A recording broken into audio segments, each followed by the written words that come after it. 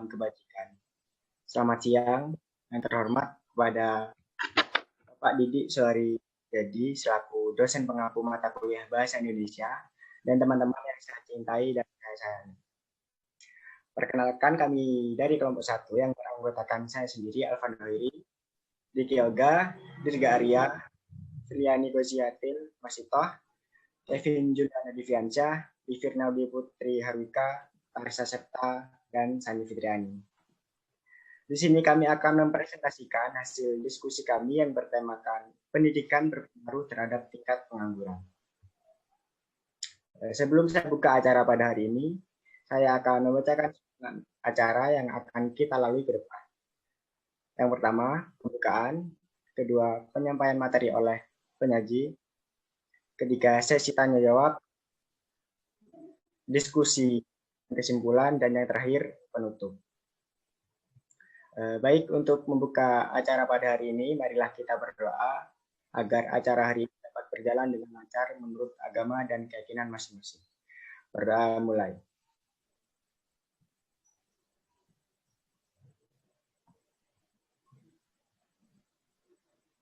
Dapat diakhiri. Sebelum saya lanjut ke acara selanjutnya, saya akan membacakan tata tertib bagi partisipan yang telah hadir pada acara ini. Yang pertama, niatkan dalam hati untuk serta mengikuti kegiatan ini agar ilmu yang diperoleh dapat bermanfaat. 2. Peserta hadir minimal 10 menit sebelum presentasi dimulai. 3. Mengaktifkan kamera dan mematikan mic selama presentasi berlangsung. Jika ada pertanyaan, dipersilakan untuk langsung mengaktifkan suara atau mic setelah moderator atau host mempersilakan audiens dan dipersilakan memperkenalkan diri dan memohon izin untuk bertanya. Untuk sesi tanya jawab itu sendiri akan dibagi menjadi 3 termin. Untuk setiap termin dibatasi 3 penanya. 5. Jika audiens memiliki kendala, diperbolehkan mengirimkan pertanyaan melalui room chat Zoom. Untuk pertanyaan yang terpilih akan dibacakan oleh moderator. Dan yang terakhir, menggunakan atribut yang telah ditentukan. Diharapkan kepada seluruh partisipan untuk tata tertib yang telah ditetapkan, termasuk on cam saat acara berlangsung. Silakan bagi partisipan yang belum on cam untuk mengaktifkan kameranya terlebih dahulu.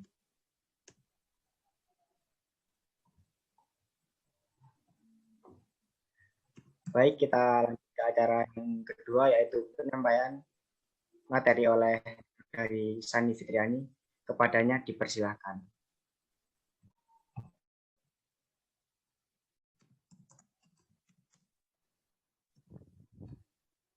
Baik, terima kasih kepada moderator yang telah memberikan kesempatan bagi saya untuk memaparkan hasil diskusi dari kelompok kami. Di sini kita memulai presentasi ilmiahnya, yaitu dari kelompok kami yang akan disampaikan oleh saya sendiri, yaitu Sani Fitriani, dan ditemani oleh rekan-rekan saya, yaitu Alvan Hoiri, Kevin Dipiansyah, Livirna Dwi Putri Harwika, Tarisa, Firly, Diki Yoga, Muhammad Arik, dan Dirga. Baik, apa sih yang akan saya bahas pada kesempatan kali ini? Yang pertama ada abstrak, dan yang kedua ada pendahuluan, poin ketiga metode penelitian yang kami gunakan, poin keempat yaitu hasil dan pembahasan, poin kelima kesimpulan, lalu setelah kesimpulan kita diskusi pada di poin keenam.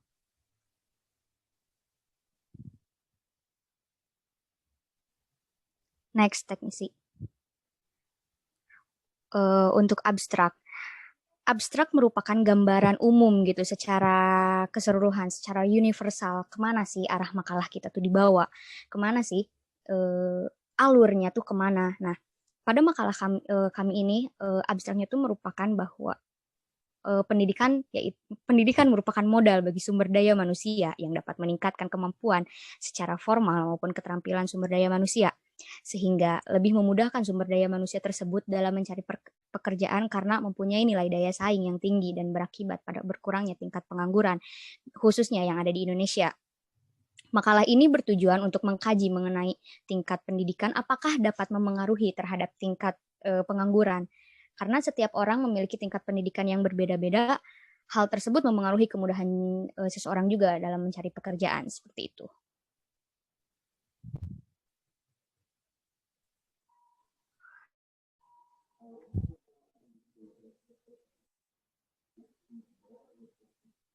Lanjut. Lalu sesuai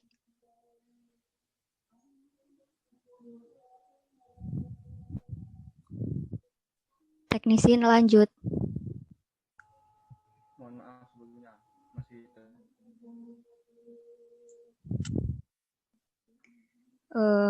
lalu ada poin ketiga sesuai apa yang akan kita bahas, yaitu mengenai latar belakang. Mohon maaf rekan-rekan.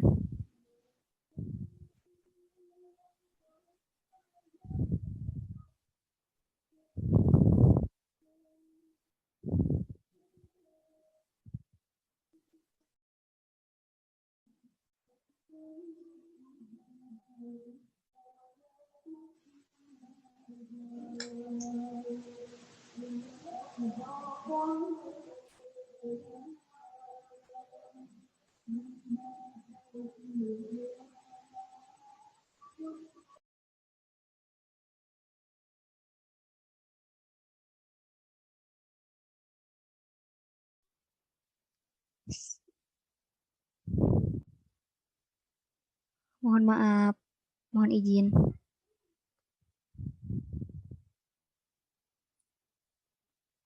Teknisi ke slide nomor 4.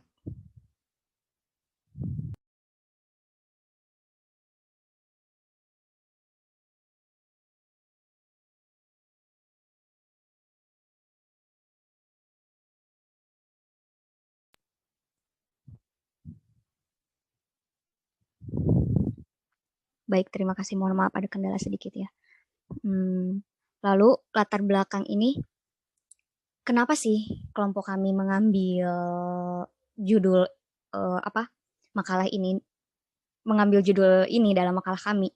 Karena berawal dari riset kecil-kecilan yang dilakukan oleh kelompok kami mengenai permasalahan utama pengangguran, yaitu terkadang perusahaan atau penyediaan lapangan pekerjaan itu selalu menuntut kriteria khususnya pada jenjang pendidikan seperti itu. Dan disitulah kami mengangkat bahwa apakah pendidikan ini berpengaruh gitu terhadap tingkat pengangguran. Jadi berangkat dari hal tersebutlah kami mengangkat latar belakang bahwa pendidikan merupakan hal yang sangat penting bagi kehidupan masyarakat. Tingkat pendidikan masyarakat dijadikan sebagai faktor penentu kualitas masyarakat dalam menjalankan kehidupannya. Maka semakin tinggi pendidikan masyarakat, maka semakin tinggi pula kualitas masyarakat tersebut dalam menjalankan kehidupannya. Lalu sebaliknya, jika semakin rendahnya tingkat pendidikan masyarakat, maka semakin rendah pula kualitas masyarakat tersebut dalam menjalankan kehidupannya. Next.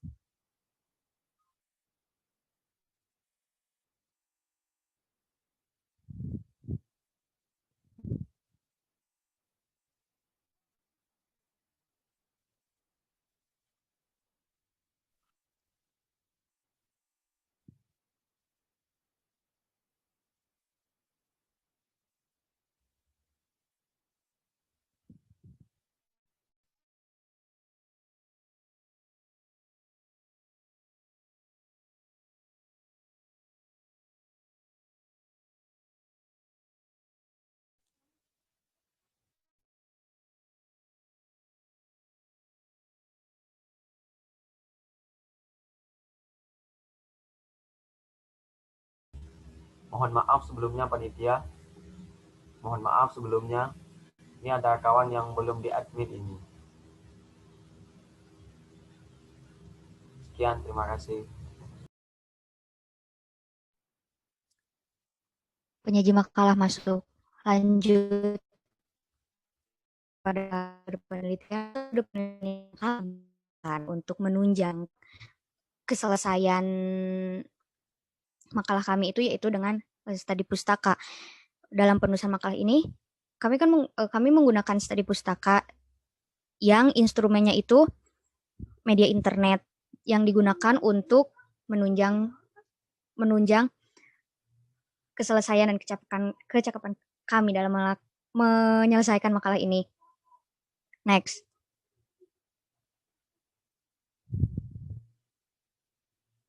Setelah sejauh ini kami mencari referensi, kami mencari artikel, jurnal, dan lain sebagainya, didapatlah hasil dan pembahasan bahwa berdasarkan teori human capital bahwa semakin tinggi tingkat pendidikan seseorang, maka semakin tinggi pula kesempatan kerja mereka.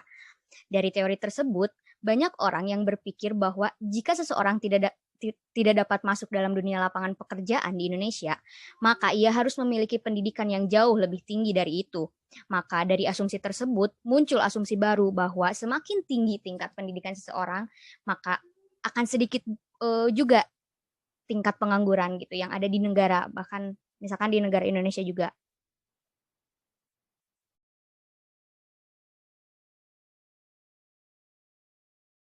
Next.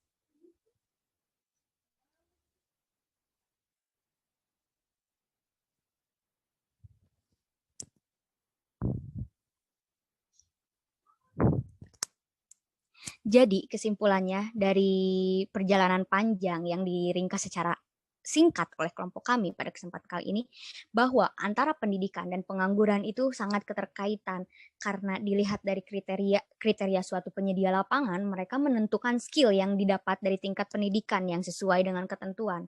Oleh karena itu, secara garis besarnya bahwa tingkat pendidikan sangat berpengaruh terhadap tinggi rendahnya tingkat pengangguran. Sekian yang dapat saya sampaikan.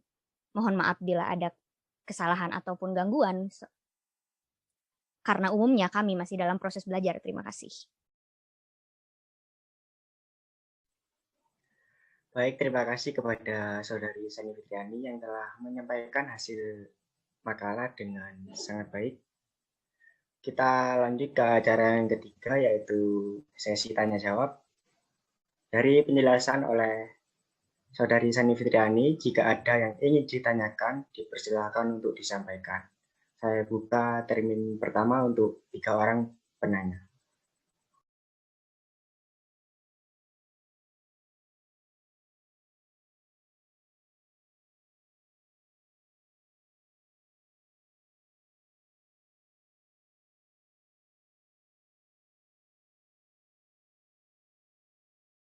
Izin bertanya. Baik, Zeni. Apakah suara terdengar? Sudah terdengar.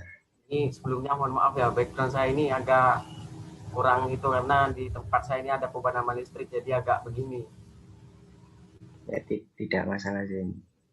Tadi saya sempat menyimak bahwasanya berdasarkan teori human capital menyatakan bahwasanya semakin tinggi pendidikan maka kesempatan lapangan kerjanya akan semakin luas.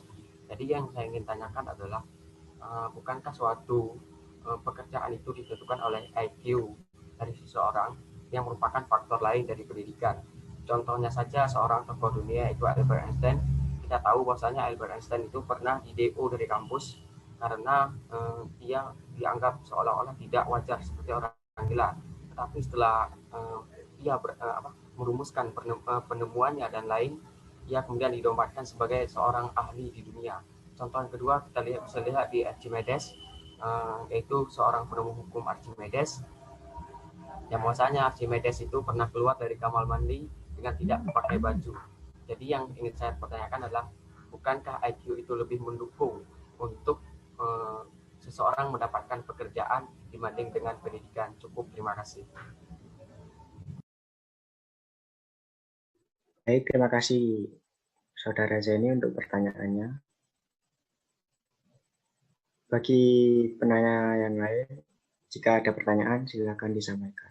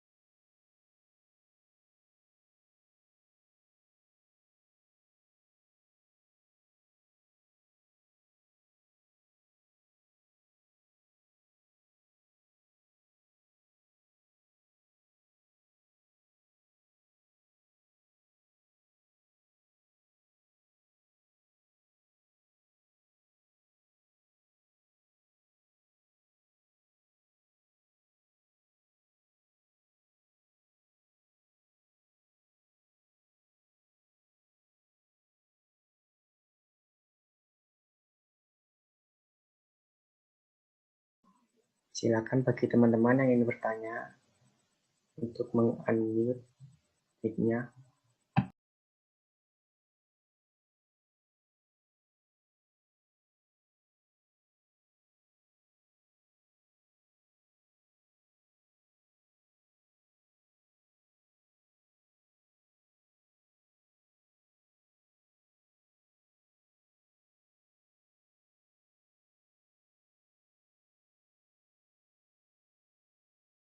Untuk menunggu penanya selanjutnya, mungkin pertanyaan dari saudara Zaini bisa dijawab terlebih dahulu.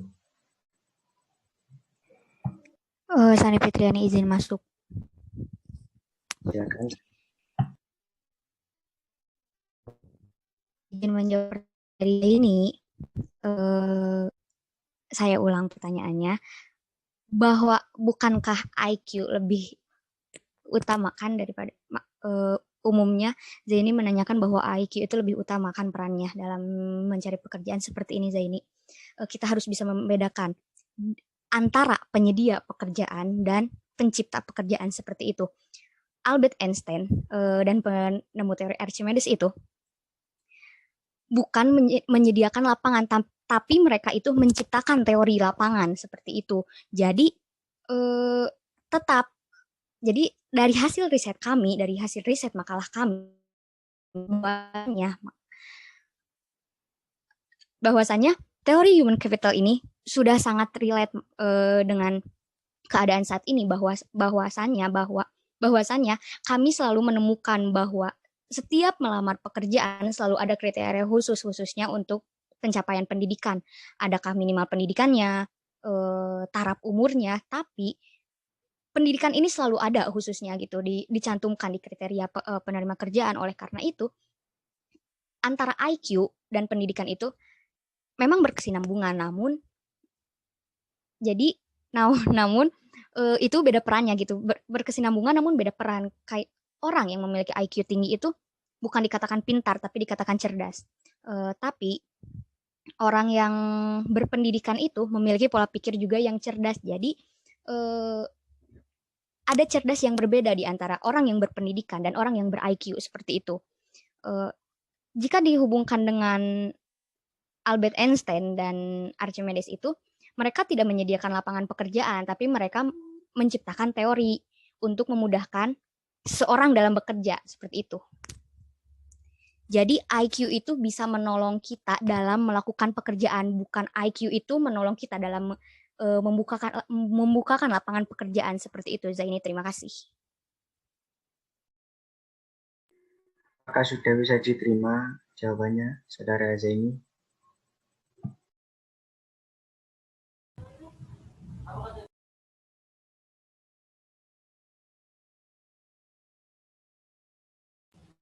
Terima kasih untuk pertanyaannya yang menjawab pertanyaan dari Zaini. Untuk penanya selanjutnya, dipersilakan untuk bertanya. Jika ada yang ingin ditanyakan,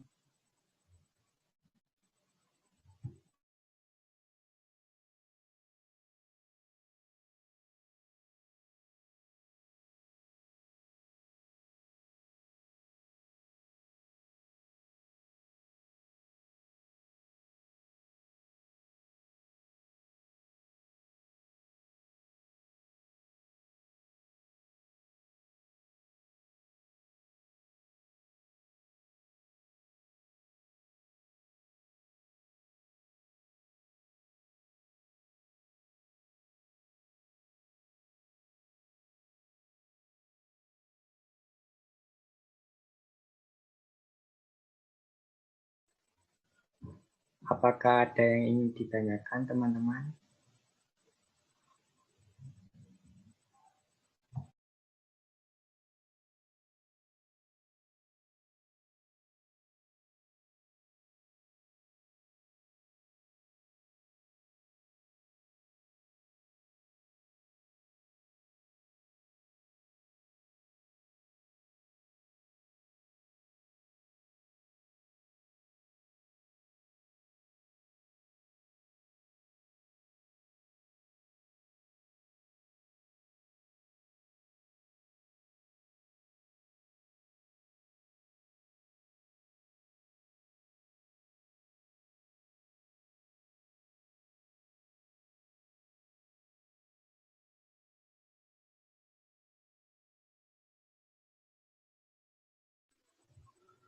Baik, karena tidak ada yang bertanya, saya tutup untuk termin pertama. Saya buka termin kedua. Jika ada yang ingin ditanyakan, dipersilahkan.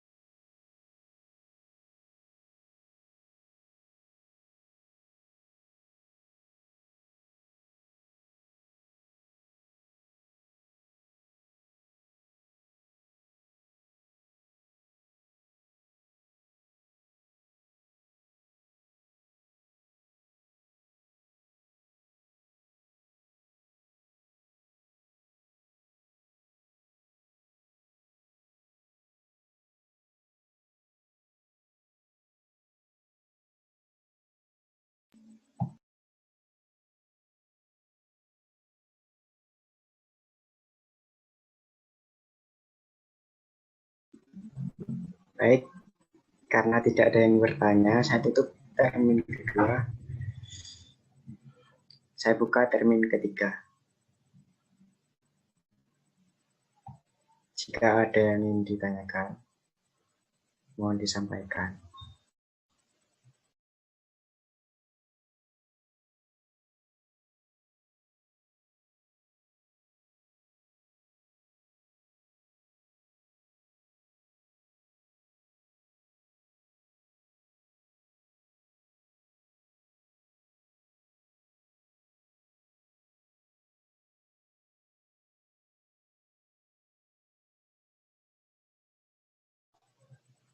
Saya tawarkan sekali lagi, jika ada yang bertanya, dipersilakan. Izin menanggapi, apakah saya boleh bertanya lagi? Silakan Zaini.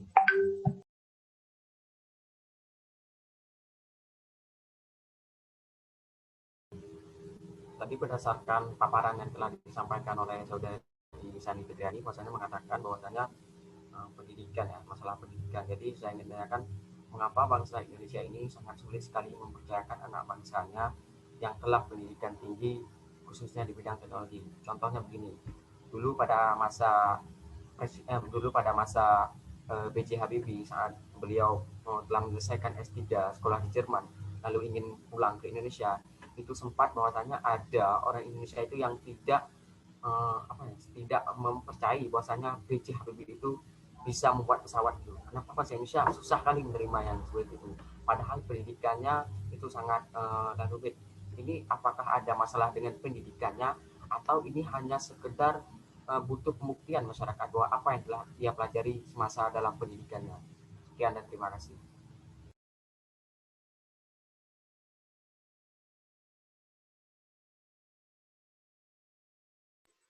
Baik, terima kasih kepada saudara Zaini. Untuk pertanyaannya kami tampung dulu. Bagi partisipan yang lain, apakah ada yang ingin ditanyakan kembali?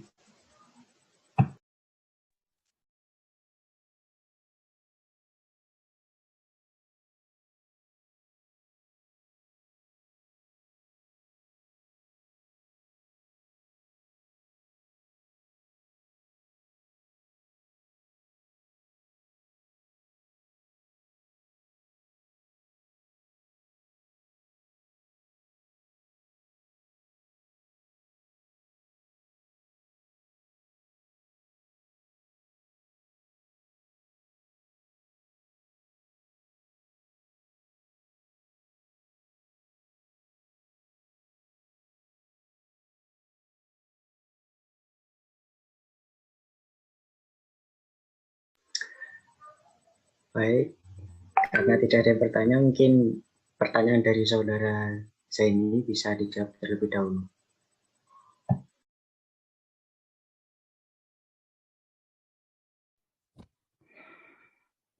Sani Fitriani masuk.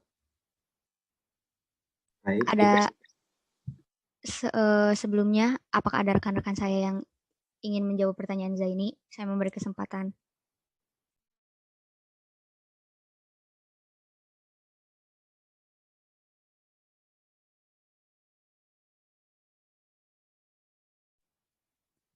Jika tidak ada, saya ambil kesempatan itu untuk menjawab pertanyaan dari Zaini. Seperti ketika B.J. Habibie pulang, beberapa orang yang tidak percaya bahwasannya dia tidak membuat pesawat. Bukan salah pendidikan, tidak ada pendidikan yang harus disalahkan. Secara umum tujuan pendidikan itu untuk mencerdaskan bangsa sesuai yang ada dalam undang-undang, bahwa kecerdasan bangsa itu ditunjang oleh pendidikan, seperti itu ya. Jadi jika ada orang yang berpola pikir seperti itu, bukan pendidikannya yang salah, ataupun misalkan kriteria pendidikannya, kurikulum pendidikannya, ataupun bahkan unsur-unsur yang lain yang ada dalam pendidikan, itu bukan pendidikannya yang salah, tetapi pola pikir orangnya tersebut yang mungkin tingkat kepercayaan orang terhadap orang lain itu berbeda-beda. Seperti misalkan orang tersebut yang tidak mempercayai bila B.J. Habibie itu bisa membuat pesawat, mungkin karena tingkat taraf kepercayaan dia terhadap orang itu harus dibuktikan seperti itu. Sedangkan B.J. Habibie waktu pulang ke Indonesia kan belum membuat pesawat secara langsung. Dia pulang dari Jerman, pulang aja. Jadi baru beberapa tahun kemudian, beberapa waktu ke depannya, dan B.J. Habibie merumuskan pesawat tersebut kan. Jadi untuk soal yang tadi itu bukan pendidikannya yang salah, tapi Zaini, tapi mengenai ini urusannya sama kesinambungannya tuh sama tingkat kepercayaan seseorang gitu, seperti itu.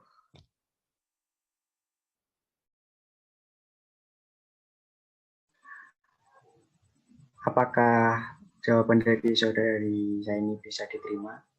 Zaini?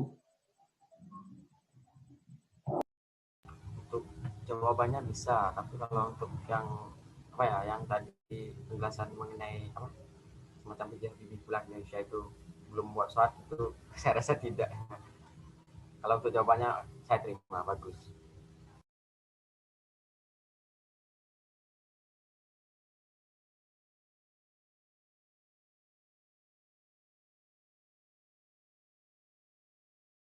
Baik, di sini ada pertanyaan di room chat dari saudara Denny Banguntoa Sitohang. Saya bacakan ya. Saya ingin bertanya bahwa tadi dipaparkan pendidikan mempengaruhi tingkat pengangguran. Nah, di saat ini kan banyak lulusan sarjana yang belum mendapatkan pekerjaan, sedangkan mereka sudah memperoleh pendidikan. Bagaimanakah solusi ke depannya?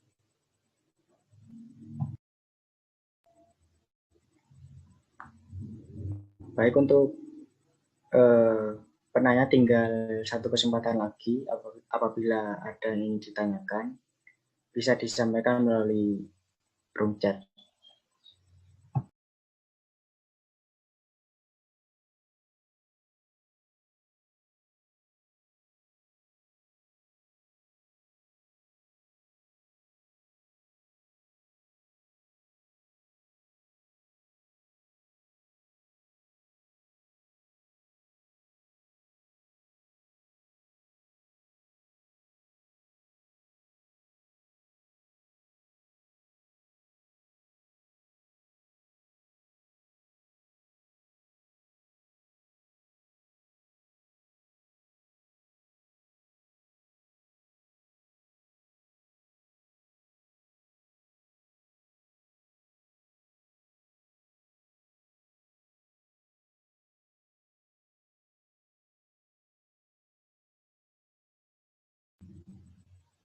Baik, jika tidak ada yang ingin ditanyakan lagi,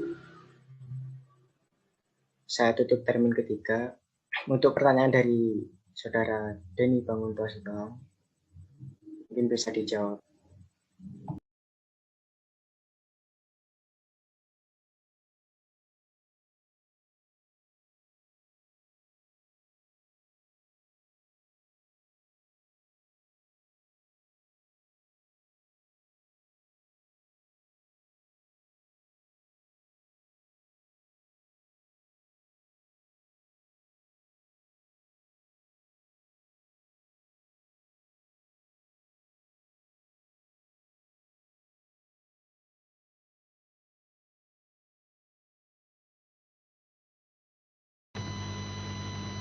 izin menjawab.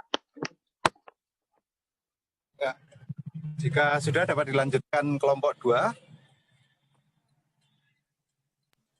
Masih kurang ini Pak.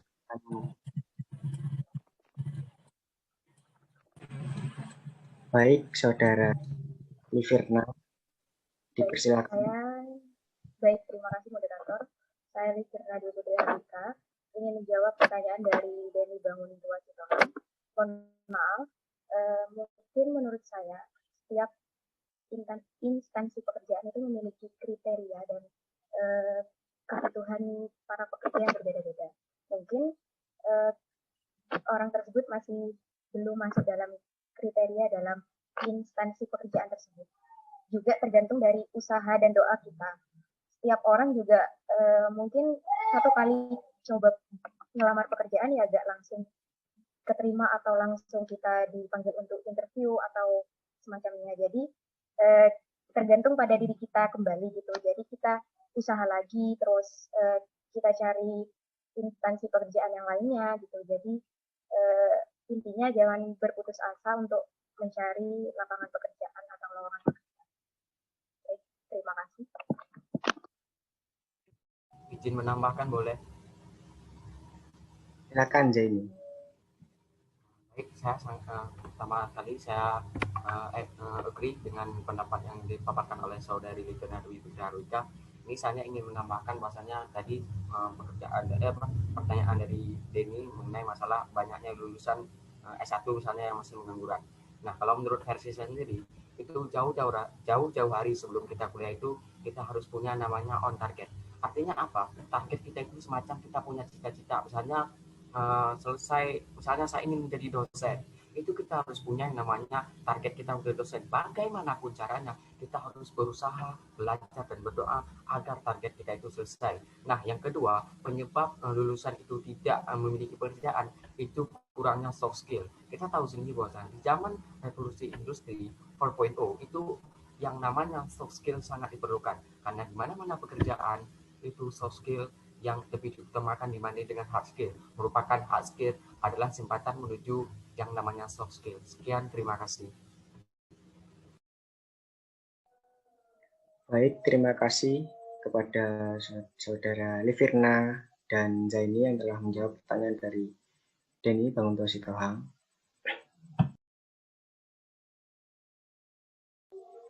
Untuk sesi pertanyaan, sesi tanya jawab sudah 3 termin sudah kita lalui. Jadi saya tutup untuk termin ketiga. Dari serangkaian acara tadi,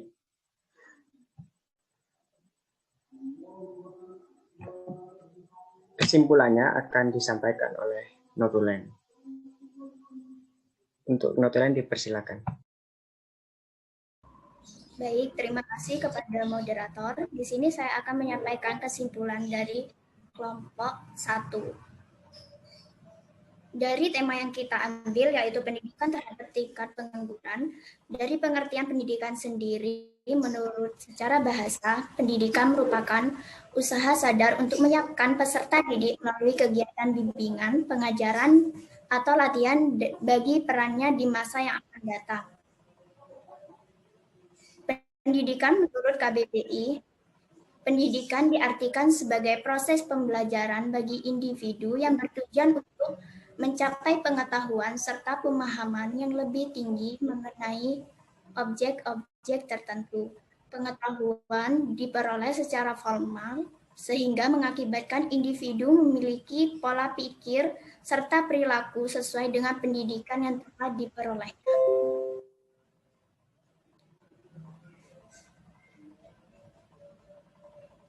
Pengertian pengangguran sendiri menurut BPS, Badan Pusat Statistik, dalam indikator ketenagakerjaan, pengangguran adalah penduduk yang tidak bekerja namun sedang mencari pekerjaan atau sedang mempersiapkan suatu usaha baru. Penduduk yang tidak mencari pekerjaan karena sudah diterima bekerja tetapi belum melalui bekerja. Jadi pengangguran itu bisa disimpulkan orang yang sedang mencari pekerjaan tapi belum mendapatkan pekerjaan yang sesuai. Jadi kesimpulan dari semuanya,